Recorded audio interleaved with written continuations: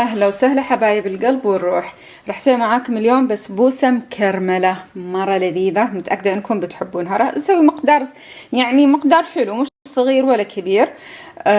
بكتب لكم إياه أكيد في نهاية الوصفة لما نخلصها. تعالوا نسويها مع بعض، متأكدة أنكم بتحبونها ومكوناتها سهلة.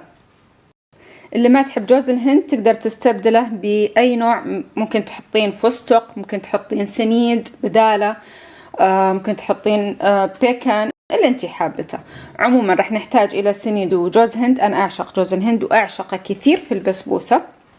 وبنحتاج شيرة، اذا ما عندك شيرة جاهزة جهزي لك شيرة. عندي زبدة وسكر وحليب وبيكنج باودر وبس. اول خطوة حبايبي راح اخلط السميد وبحط عليه جوز الهند وبحط عليه البيكنج باودر، وحرك هذه المكونات كلها مع بعض بس مجرد تمتزج ونخليها على جنب. وفي هالأثناء راح نكرمل السكر. راح نبدأ الآن نكرمل السكر. بحط هذا القدر وبحط السكر ونخليه يتكرمل بهدوء. شوفوا هنا بنات، راح أحركه شوي علشان بسرعة يتكرمل، ما أبي لونه يصير غامق.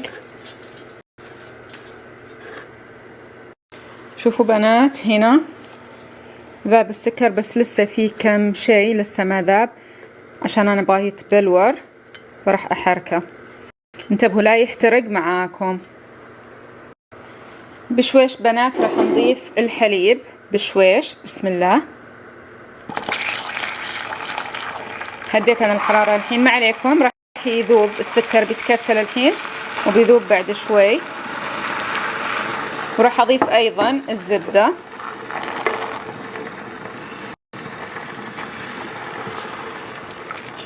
ونخليها لحد ما تذوب. راح أظل بنات أحركها لحد ما الكتل هنا اللي صارت يابسة ترجع وتلين مرة ثانية. رفعت الحرارة، هديتها قبل ما أحط الحليب ورفعتها الآن شوي. شوفوا هنا بنات، ما شاء الله تبارك الله، كل شيء ذاب تماما وامتزج. طبعا طفيت أنا على الفرن.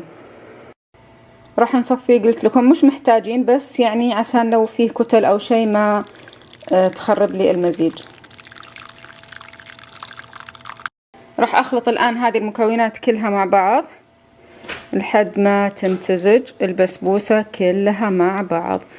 وخلاص صارت بسبوستك جاهزة. ادهني لك صينية اللي تبين تخبزين فيها بالهردة أو بالزيت براحتك، بالهردة ألذ.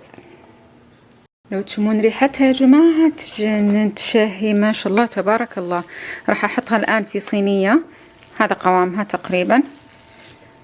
طبعا جهزي الشيرة حقتك، خليها جاهزة. خليني أحطها وأرتبها وأرجع لكم. هرتبها وأرجع. هنا بنات رتبتها وسويت فيها بس حدود علشان أحط فيها اللوز. طبعا شوفوا البسبوسة تبينها نحيفة، كبري صينيتك.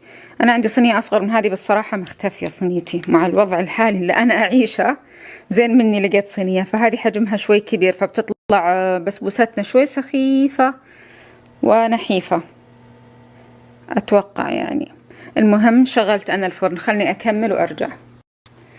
إلى الفرن يا صغيرتي. خلينا ندخلها الآن الفرن على حرارة 180 وتمتعوا بأطلق بسبوسة. طبعا بتساقينها بالشيرة بعد ما تخلص. خلصناها ما شاء الله تبارك الله. راح أسقيها بالشيرة. طبعا هي حارة والشيرة باردة. سقوها مرة مضبوط بالشيرة. ترى سكرها مش كثير اللي حطيته فيها، وتخلون الشيرة تتشربها. لما تبرد بنات تقدرين تقطعينها بالطريقة اللي تشوفينها مناسبة. راح أقطعها بالقطاعة.